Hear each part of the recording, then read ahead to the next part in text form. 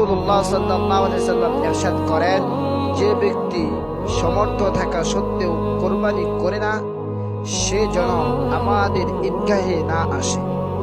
এখন আমাদের প্রশ্ন হলো, কাদের উপর কোরবানি ওয়াজিব? নিসাব পরিমাণ সম্পদের মালিক, জ্ঞানসম্পন্ন ব্যক্তি, বালেগ, মুকিন অর্থাৎ মুসাফির নয় এমন ব্যক্তির উপর প্রতি বছরই কোরবানি করা ওয়াজিব।